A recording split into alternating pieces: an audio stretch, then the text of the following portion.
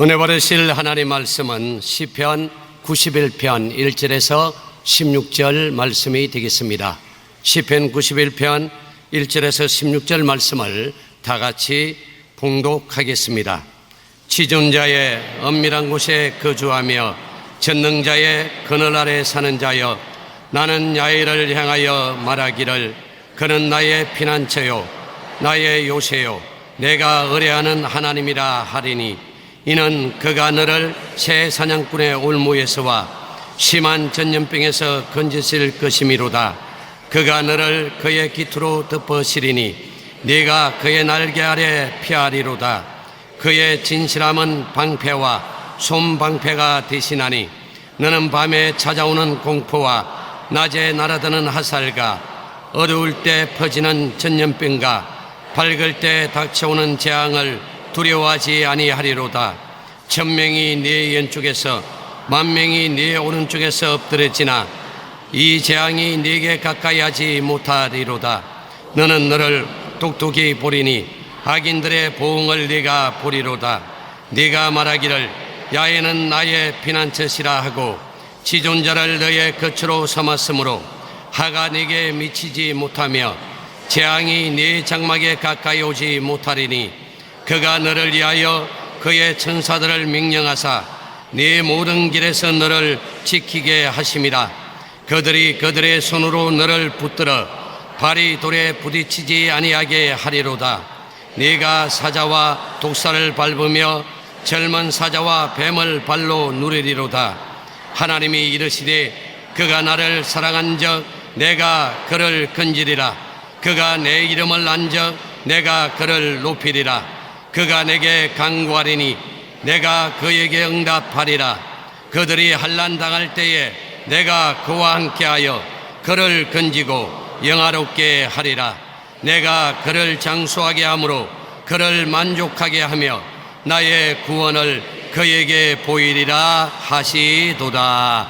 아멘. 기도해 주셔서 감사합니다.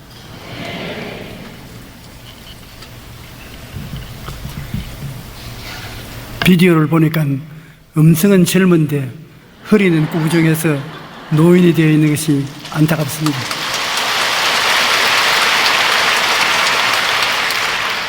그러나 어느 곳에 가든지 세계는 한국의 예수 그리스도의 복음을 가르쳐 달라고 간구합니다. 여러분의 기도, 여러분의 믿음, 여러분의 헌신, 여러분의 충성을 모두 다 배우기를 원하고 있습니다.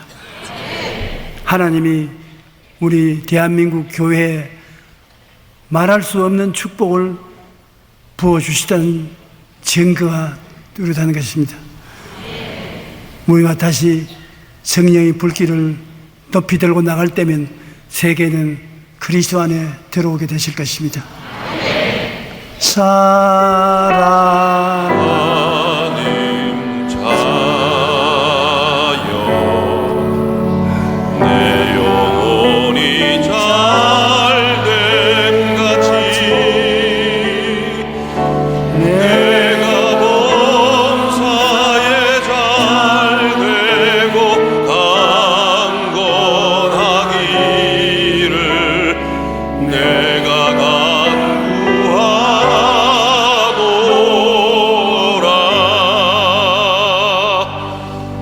너를 떠나지 아니하리라는 제목으로 말씀을 나누겠습니다.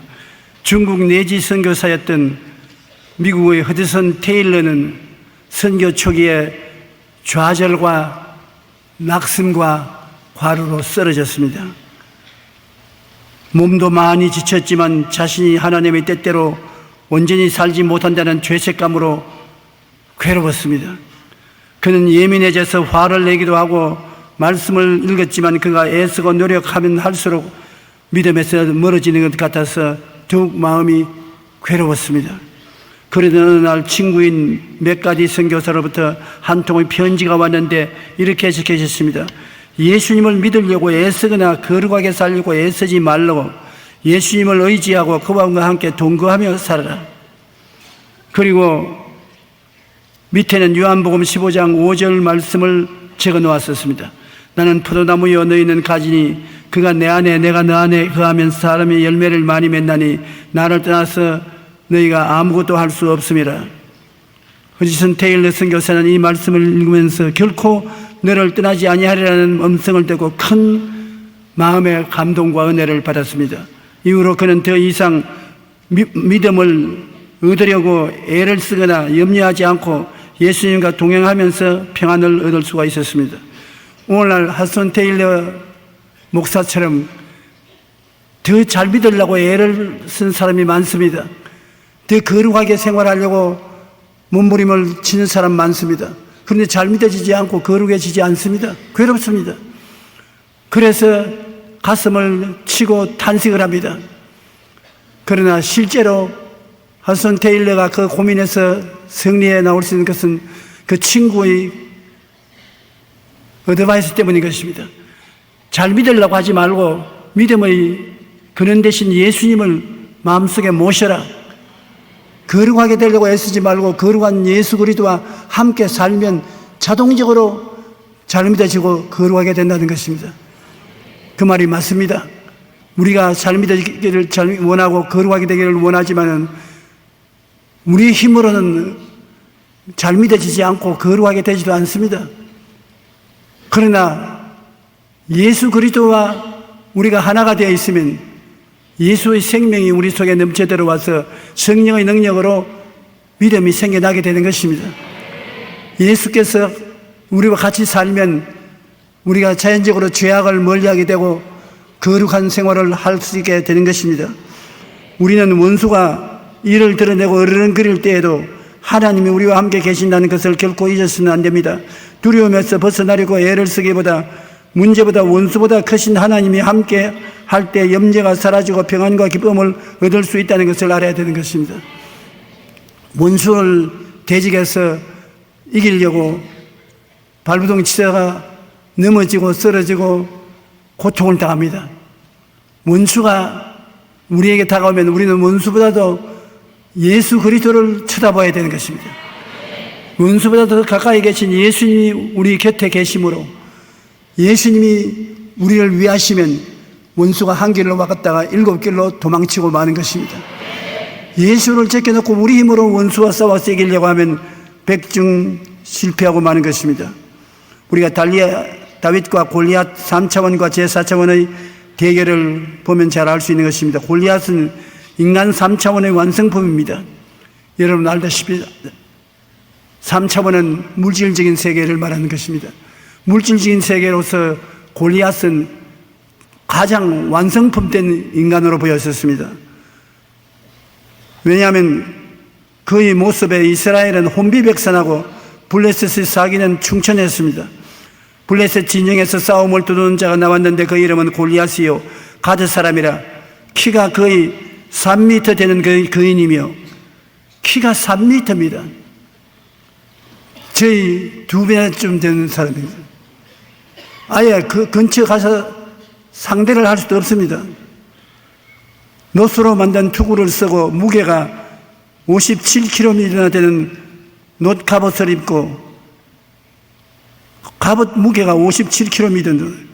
저는 몸 전체 몸무게가 64kg밖에 안 되는데 굉장히 무게가 나가는 사람입니다. 다리에는 놋으로 만든 각반을 떼고 노창까지 들고 나왔습니다. 창자루는 배틀채만 한치 두꺼웠고 창날의 쇠무게는 약 7kg이나 되었습니다. 호위병 하나가 거의 큰 방패를 들고 그 거인 앞에서 걸어 나오고 있었습니다. 그가 서서 이스라엘 군대를 향하여 외쳐 이르되 너희가 어찌하여 나와서 전열을 벌였느냐? 나 블레셋 사람이 아니며 너희는 사울의 신복이 아니냐?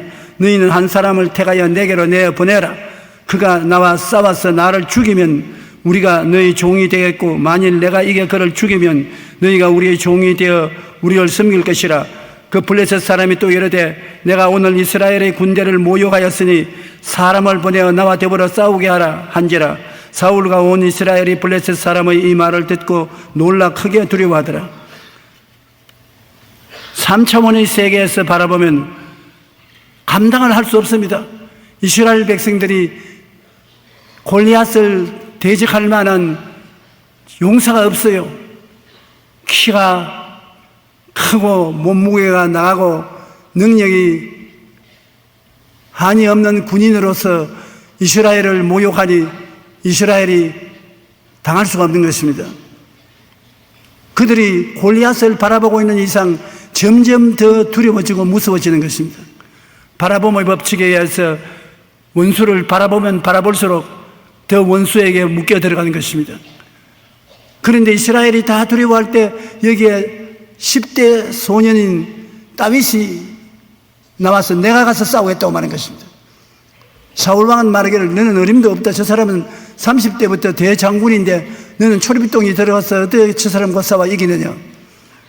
그럴 때 다윗은 사울에게 말했습니다. 저 사람은 하나님과 언약 맺은 사람이 아닙니다. 하나님이 없습니다. 나는 하나님과 언약 맺은 사람이며 아버지의 양을 칠 때 곰이나 사자가 와서 양 새끼를 물러가면 따라가서 그 입에서 새끼를 빼앗아내고 달라달면 주먹을 쳐서 죽였습니다. 나는 골리앗을 바라보는 것이 아니라 골리앗 뒤에 계시는 하나님을 바라봅니다. 하나님이 나와 같이 계심으로 나는 이깁니다. 바라봄의 법칙인 것입니다. 그는 골리앗이 아무리 큰 장군으로 와도 골리앗보다 더 위대한 하나님이 계신 것을 바라보았던 것입니다. 4차원의 영성 중에 바라봄의 법칙을 사용해서 그는 하나님과 같이 있는 자기 자신을 느꼈던 것입니다.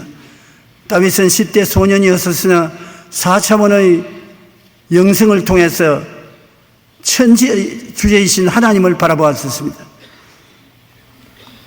다윗이 블레셋 사람에게 이르되 너는 칼과 창과 단창으로 내게 나아오거니와 나는 만군의 야훼의 이름 곧 내가 모욕하는 이스라엘 군대의 하나님의 이름으로 내게 나아가노라.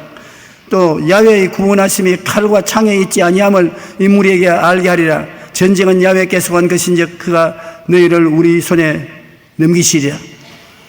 완전히 다윗은 하나님을 바라보고 하나님을 확실하게 믿고 꿈꾸고 기적을 기대하고 담대하게 이야기한 것입니다. 골리앗은 인간 언어를 사용했지만 다윗은 하나님의 4차원적 언어를 사용한 것입니다.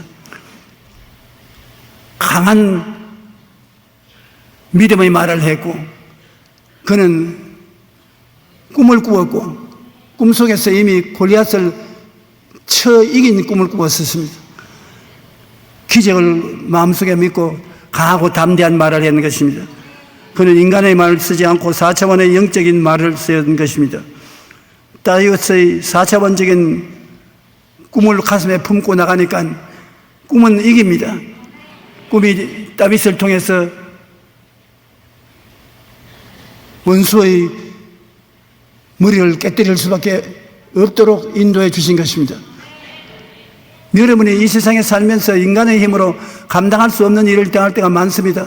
그때 여러분은 항상 하나님이 같이 계신 꿈을 가지고서 나가야 되는 것입니다. 하나님이 같이 계셔서 여러분 가슴 속에 함께 싸움에 나가기 때문에 하나님의 능력으로 이기고 만다는 것을 확신해야 되는 것입니다. 신약 성경에도 보면 베드로는 3차원적인 현실에서 텅 빈 그물과 빈배 대신에 함께 계신 예수 그리스도를 꿈꾸는 것입니다. 예수님께서 베드로의 배를 빌려서 말씀을 가르치고 난 다음에 말씀을 마치시고 시몬에게 이르되 깊은 데로 가서 그물을 내려 고기를 잡아라.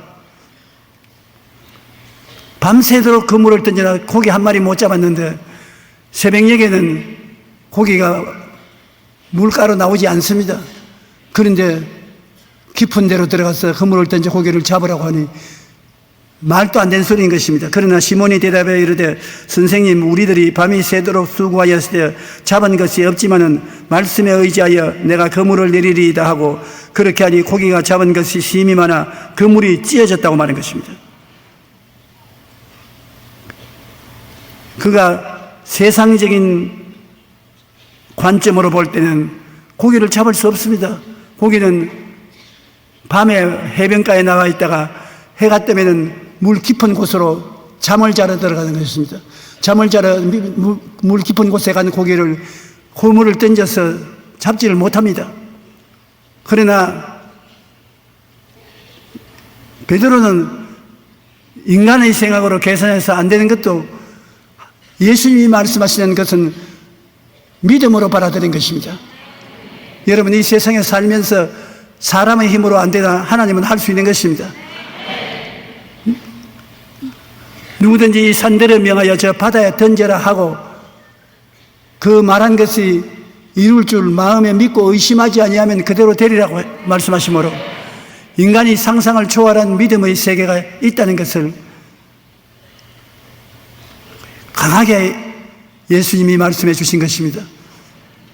저는 이번 집회 때에도 비가 그렇게 많이 내리는 것 처음 봤습니다. 소낙비는 아무것도 아니에요. 비가 말할 수 없이 쏟아지는데 사람들이 모여올 수가 없는 지경인 것입니다. 그러고 이슬람 교도들이 반대하에 회방하고 있다고 해서 군인들이 전차를 가지고 와서 집회 장소를 둘러 진치고 있고 사람들마다 집회를 내추지 않는 사람이 있습니다. 비가 이렇게 오는데 어떻게 하느냐고. 그런데 제가 지금까지 살아오면서 3차원의 세계 환경을 바라볼 때 안 되는 것도 주님께 기도하고 나면 우리 서울에 비가 오던 비가 다 그친 적이 늘 있었기 때문에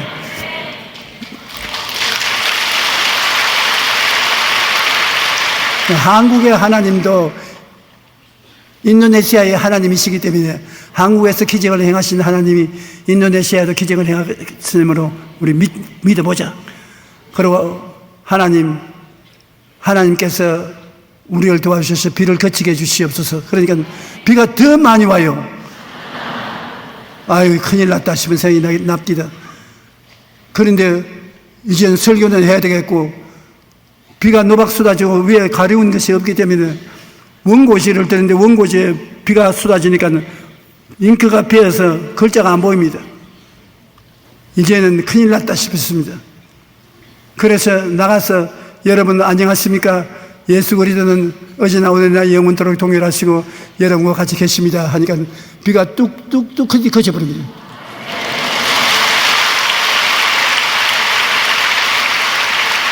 제가 설교를 마칠 30분 동안 비가 한 방울도 안 왔어요.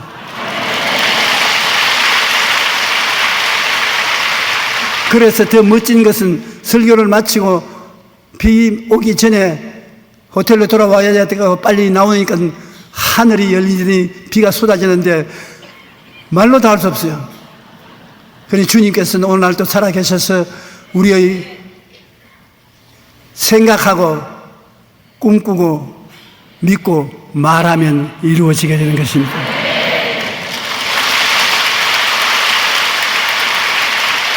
그러므로 이 베드로는 예수님이 말씀하시는 말씀을 듣고 그는 예수님의 말씀은 이루어진다는 것을 생각하고 고기를 많이 잡을 것을 꿈꾸고 믿고 입술을 열어서 고백하니까 물고기가 많이 잡힌 것입니다. 이것은 신앙생활의 기적의 원칙인 것입니다. 여러분에게 제가 늘 말씀하는 것은 이 원칙을 가지고 여러분 생활 속에 대입을 하는 것입니다. 문제가 생기면 원칙을 따라서 실천해 보는 것입니다. 하나님 생각을 받아들이고 소원을 가지고 꿈을 꾸며 기적을 믿고 입술로 시인하면 그대로 되는 것입니다. 이것이 여러분이 이 세상에 살면서 신앙으로 문제를 해결할 수 있는 원리를 가르쳐 주는 것입니다. 베드로가 물으로 걸어온 것도 파도치는 바다 위로 예수님이 걸어오시니 제자들이 배에 타고 있다가 유령이라고 고함을 쳤습니다. 베드로는 예수님이시면 나로 물으로 걸어오게 하소서. 예수님이 물을 걸어오시다가 물 위에 서서 베드로 보고 오라고. 베드로는 예수님 말씀대로 해서 물고기를 많이 잡은 경험이 있기 때문에 주님 보고 오라 하시면 건너가겠다고 하는데 주님이 오라고 하시니까 배에서 물 밖으로 나갔습니다. 그는 예수님의 말씀을 마음에 듣고 바라보고 나도 그럴 수 있다는 꿈을 가지고 기적을 믿고 걸어나갈 때 물으로 걸어갔었습니다. 쩌벅쩌벅 걸어가다가 바람이 불어서 물보레가 얼굴을 덮치니까 그만 예수님을 말씀을 생각하고 바라봐야 될 것인데 물에 빠져 죽을 것을 생각하고 물에 빠지는 것을 생각하고 물과 바람을 보고 두려워하고 죽겠다고 고함을 치니까 반드시 물에 빠지지요. 물에 빠지면서 주님 나를 살려주십시오 고함을 치니까 주님께서 믿음이 적은 자여 왜 의심하였느냐 그 손을 잡고 이렇게 세워주신 것입니다. 베드로는 물 위로 걸어오시는 예수님을 바라보지 않고 불어오는 맹렬한 바람과 파도를 바라보았습니다. 베드로가 대답하여 이르되 주여 만일 주님이시거든 나를 명하사 물 위로 오라 하시니 베드로가 배에서 내려 물 위로 걸어서 예수께로 가되 바람을 보고 무서워 빠져가는지라 소리 질러 이르되 주여 나를 구원하소서 하니 예수께서 즉시 손을 내밀어 그를 붙잡으시며 이르시되 믿음이 작은 자여 왜 의심하였냐 하시고. 그러므로 여러분 이 세상에 우리가 살아가면서 무엇을 바라보고 가느냐가 여러분 발걸음을 주장하는 것입니다. 마귀를 바라보고 환경을 바라보고 불가능을 바라보면 안 되는 것입니다. 넘어지는 것입니다. 그러나 여러분이 눈에는 아무 경험 안 보이고 귀에는 아무 소리 안 들리고 손에는 잡히는 것 없고 내 앞길치를 같이 어두워도 같이 계신 예수님을 바라보고 나가면 예수님께로부터 권세와 능력이 나타나서 여러분을 붙들어서 능히 승리하게 만들어주는 것입니다. 얼마 전 한 외줄타기 선수가 미국 시카고의 고층 빌딩 사이를 건넜다는 기사를 보았습니다. 그는 무려 65층 높이에 아무런 안전장치도 없이 외줄 위를 138m나 걸어서 걷는 것입니다. 그런데 외줄타기의 중요한 것은 앞에 있는 목표물을 바라보고 가야 한다는 것입니다. 만약 아래를 보거나 좌우를 본다면 중심을 잃고 떨어질 것입니다. 때로는 우리 인생의 외줄타기처럼 아슬아슬할 때가 있습니다. 그럴 때 무엇을 바라보는가 중요한 것입니다. 성경은 믿음의 주여 또 우리를 온전케 하시는 이인 예수님을 바라보라. 어려운 난간을 지나갈 때 예수님만 바라보고 가면은 능히 건너갈 수 있는 것이 또 환경을 바라보면 떨어지고 마는 것입니다. 성경은 믿음의 주여 또 우리를 온전케 하시는 예수님을 바라보라고 했으므로 예수님을 바라보라는 영어는 Let us fix our eyes on Jesus. 예수님께 우리의 눈을 딱 고정시켜야 한다는 것입니다. 우측을 봤다가 좌측을 봤다가 하지 말고 예수님을 보았으면 예수님만 바라보고 나가라는 것입니다.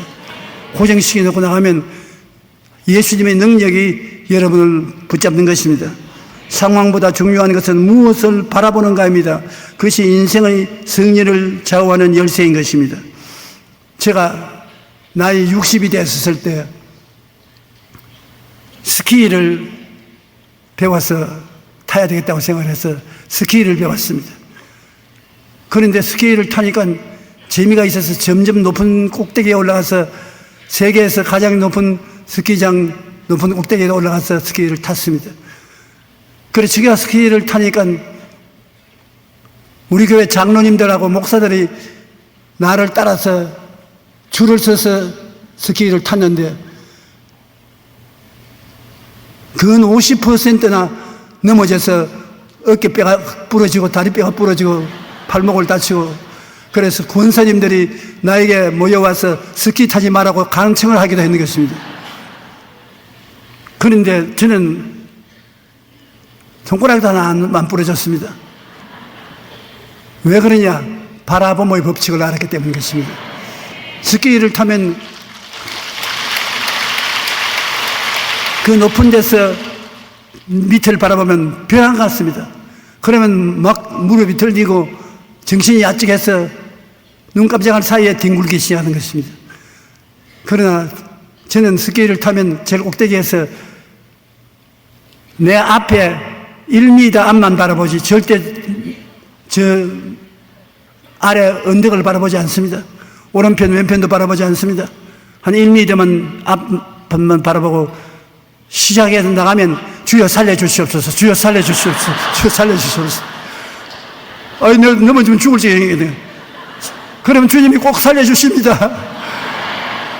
장로님들은 넘어서 지고 주의 정도는 뒹굴어도 나는 그 사이를 유유히 지나가 내려가는 것은 눈을 딱 고정시켜서 주님 살려달라고 기도했기 때문인 것입니다. 요 사이에도 어려운 일이 생기면 그때 일이 생각이 납니다. 스키 탈 때 생각이 나서 눈을 딱 고정하고 주여 이번에도 살려주시옵소서, 인생 스키에서 살려주시옵소서. 우리가 목표를 정해놓고 기도를 해야지 방황하면서 하면 안 되는 것입니다. 마음에 긍정적인 적극적인 생각을 딱 했으면 그 다음에 꿈을 바라봐야 되는 것입니다. 목표 있는 꿈을 바라봐야 되는 것입니다. 방황하지 말고 난 저 목표에 도달해야 되겠다고 목표 있는 꿈을 힘차게 바라보고, 그리고 믿고 나는 할 수 있다, 하면 된다, 해보자, 일이 된다, 성공한다, 승리한다. 그러고 나가면 하나님의 역사가 일어나게 되는 것입니다. 그러므로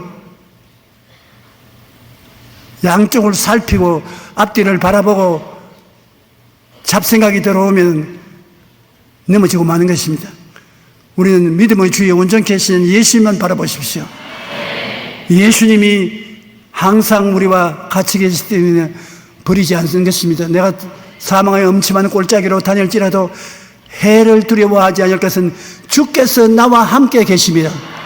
주의 지팡이와 막대기가 나를 안위하시나이다. 주님은 사망의 엄침한 골짜기에 갔다고 우리 버리고 떠나지 않고 같이 있어서 십자가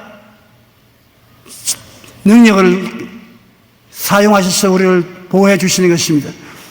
원수가 오면 원수의 목전에서 우리에게 밥상 차려주시고 진수성찬을 먹게 하고 머리에 기름을 발라 잔이 넘치게 해주시는 것입니다. 그러므로 예수님을 중심으로 바라보고 예수님을 가슴에 품고 여러분 신앙생활을 하기를 예수님 이름으로 축원합니다. 이 세상에서 4차원의 영성으로 사는 것과 3차원의 물질로 사는 두 생활이 있는 것입니다. 안 믿는 사람들은 이 세상에서 인간의 수단과 방법으로 인간의 능력으로 살지요. 그러나 믿는 우리들은 4차원의 영성을 통해서 삽니다. 1차원은 평면이 직선이지요. 2차원은 평면이지요. 3차원은 입체지요. 입체 뒤에는 눈에 안 보이는 영적인 세계인 것입니다. 그건 4차원 성령의 세계인 것입니다. 직선은 평면이 다스릴 수 있고 평면 속에 감추어질 수 있는 것입니다. 평면은 그것을 쌓으면 입체가 되는 것입니다. 입체는 눈에 안 보이는 성령의 역사가 일어나서 다스리는 것입니다. 땅이 공허하며 혼돈하고 흑암이 깊음 위에 있을 때 성경의 창세기 1장 2절을 보면 하나님의 영, 성령이 그 혼돈된 세계를 품에 안고 있더라고 말한 것입니다. 성령은 여러분을 통해서 여러분의 환경을 품에 안고 변화시키는 것입니다. 우리가 성령이 우리 속에 우리와 함께 역사할 수 있는 곳은 생각과 꿈과 기적과 입술의 고백인 것입니다. 우리가 생각하고 꿈을 마음에 그리고 기적을 믿고 입술의 고백을 긍정적으로 하면 성령이 그를 통해서 함께 역사하는 것입니다. 성령은 여러분께 왔어도 여러분을 붙잡고 함께 일할 수가 없습니다. 성령을 우리는 보지도 못했고 성령과 함께 일한 적이 없기 때문에 그렇습니다. 예수님께서도 성령은 바람과 같다고 말한 것입니다. 바람이 이미를 불며 어디서 와서 어디로 가는지 알지 못하더니 성령으로 난 사람은 그와 같다. 바람은 부는 힘은 있어도 우리가 눈에 안 보이잖아요. 성령은 뭘 잡거나 여러분 속에 생각을 잡고 역사하고 꿈을 잡고 역사하고 믿음을 잡고 역사하고 입술의 고백을 잡고 함께 일하는 것입니다. 여러분의 생각과 꿈과 믿음과 말은 성령의 수족인 것입니다. 성령이 그를 통해서 여러분과 함께 일하시는 것입니다. 그렇기 때문에 우리는 영으로 사는 것은 성경적으로, 긍정적으로 생각하고 이루어진 모습을 꿈꾸고 믿음과 말씀의 고백으로 살 때 성령이 함께 역사해 주시는 것입니다. 성령을 의지하고 영으로 살면서 3차원의 물질적인 존재를 극복할 수 있는 것입니다. 우리 건강을 위해서 기도할 때 제가 첫째게 마지막으로 너희가 나음을 입었다는 것은 하나님의 약속의 말씀인 것입니다. 이 말씀은 하나님의 생각이므로 여러분이 이것을 생각 속에 받아들이면 성령이 들어와서 같이 일하는 것입니다. 여러분이 건강에 대한 모습을 꿈꾸면 성령이 들어와서 함께 역사하는 것입니다. 여러분이 건강에 대한 것을 믿으면 성령이 함께 믿음으로 역사해 주시는 것입니다. 성령은 여러분이 말하면 기적적인 사건이 일어났다고 입술로 고백하면 그 고백을 받아들여서 같이 일하게 되는 것입니다. 오늘 성령이 아무리 우리 위에 임하여 계시고 우리를 끌어안고 있어도 여러분께서 성령과 함께 일하는 영적인 이 신앙을 사용하지 않으면 안 되는 것입니다. 여러분은 하나님의 말씀으로 생각이 강해져야 되는 것입니다. 여러분의 생각이 하나님의 생각을 받아들여서 강해하게 되면 성령이 그 생각을 통해서 역사하시는 것이요. 여러분께서 꿈을 꾸면 성령은 여러분에게 꿈을 같이 꾸는 것입니다. 젊은이에게는 환상을, 늙은이에게는 꿈을 꾸는 것은 성령이 하시는 것입니다. 그 다음에는 믿으면 성령이 함께 내 믿음대로 될지어다 역사하는 것입니다. 그 다음 여러분이 없는 것을 있는 것처럼 말해야 되는 것입니다. 나는 나았다, 나는 건강하다, 나는 튼튼하다, 나는 씩씩하다, 나는 힘차다. 그 말 속에 성령이 들어와서 같이 일하는 것입니다. 고린도전서 2장 10절에 오직 하나님이 성령으로 이것을 우리에게 보이시느니 성령은 모든 것 하나님의 깊은 것까지도 통달하시느니라. 성령께서는 다른 보혜사로 여러분께 와서 여러분과 함께 환경을 변화시키고 환경을 창조하는 것입니다. 성령은 와서 일하기를 원해도 우리가 4차원의 영성에 준비가 안 되어 있으면 일을 할 수가 없어요. 여러분이 성령께 수족을 내드려야 되는 것입니다. 여러분의 생각은 성령의 수족인 것입니다. 여러분의 꿈은 성령의 수족인 것입니다. 여러분의 믿음도 성령의 수족인 것입니다. 여러분의 말씀도 성령의 수족인 것입니다. 성령의 수족을 내주면 성령이 여러분과 함께 손잡고 함께 얼싸안고 능력으로 문제를 해결하고 환경의 기적을 가져오게 되는 것입니다.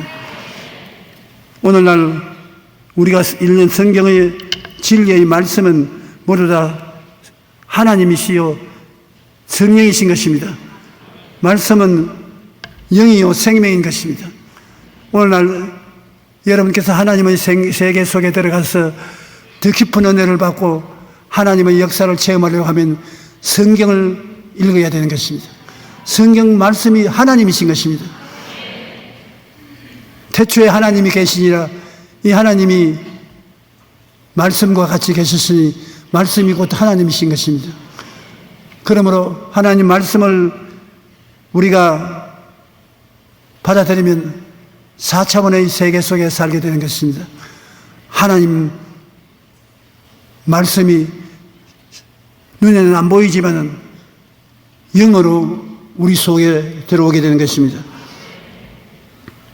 이제 이 하나님의 말씀을 우리가 읽고 외우고 깊이 묵상하면 이 하나님의 말씀이 여러분에게 기적을 가져올 수 있는 4차원의 세계를 열어주는 것입니다. 여호수아 1장 8절에 보면 이 율법책을 내 입에서 떠나지 말게 하며 주야로 그것을 묵상하여 그 안에 기록된 대로 다 지켜 행하라. 그리하면 내 길이 평탄하게 될 것이야. 내가 형통하리라.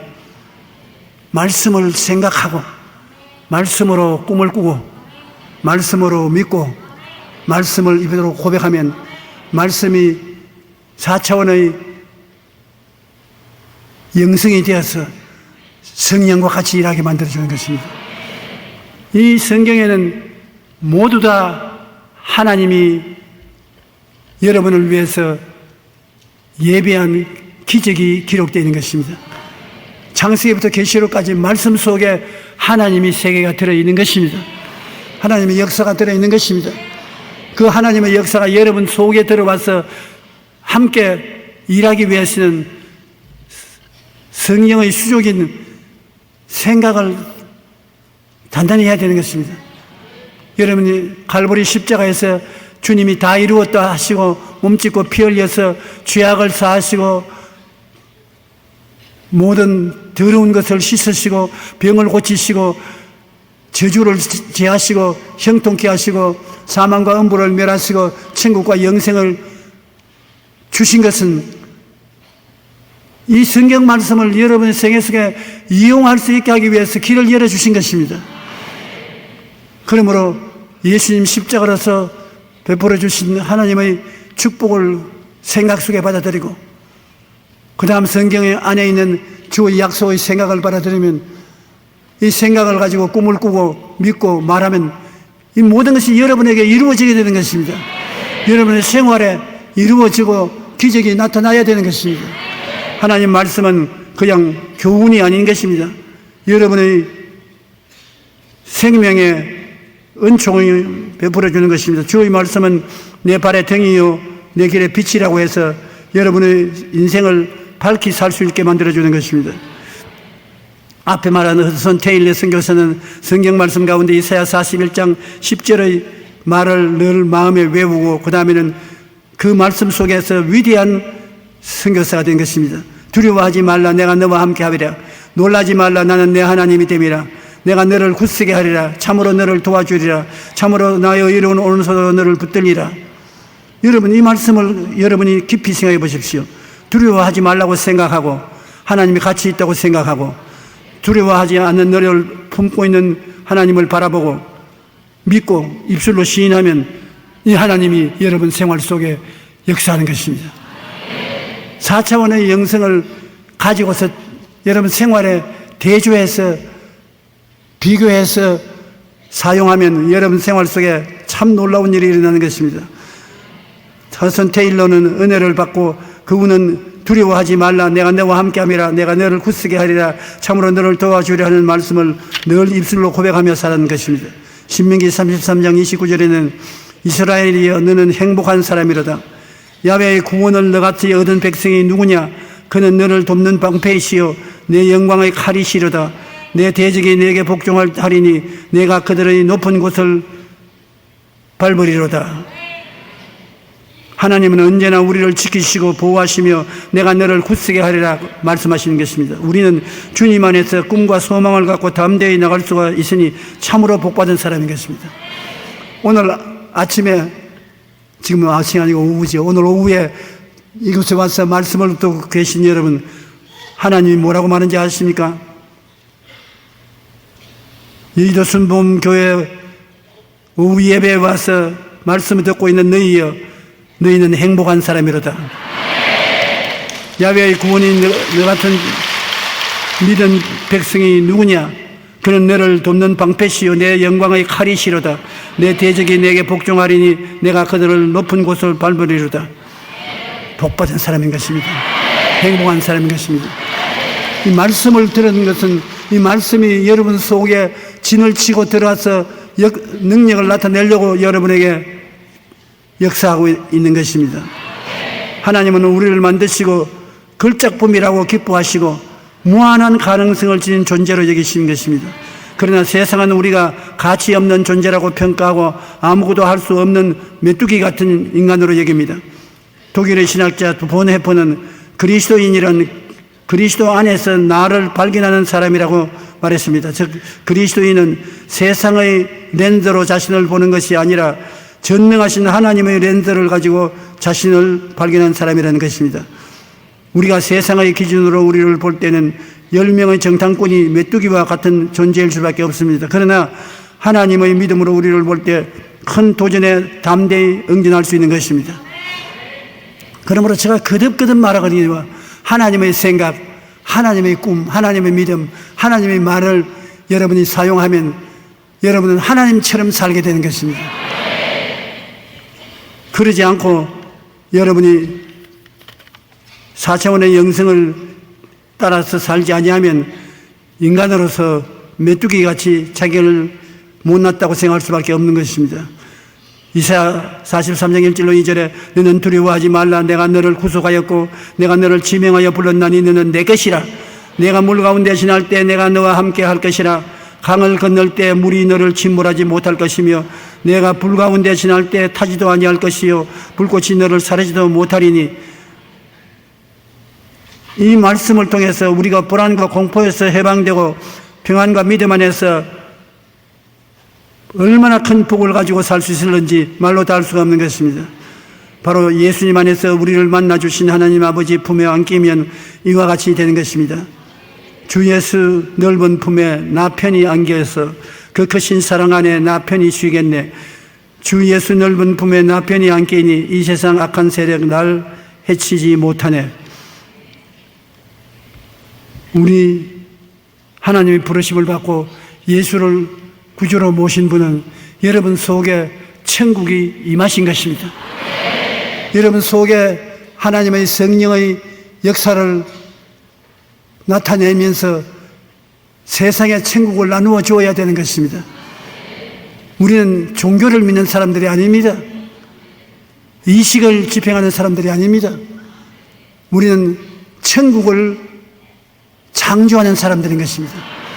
천국의 생각을 통해서 천국을 창조하고 천국의 꿈을 꿈으로 기적이 일어나고 천국의 믿음으로 없는 것이 있게 되고 입술의 말로 환경을 변화시키고 창조의 기적을 베풀어 주는 것입니다. 여기 있다 저기 있다도 못하는 천국이 오늘 여러분 속에 계신 것입니다. 여러분이 힘차게 믿으십시오. 부정적인 인생을 살지 마십시오. 사나 죽으나 주님께서 여러분과 같이 계시는 것입니다. 우리 찬송가 292장 한 장 부르십시다.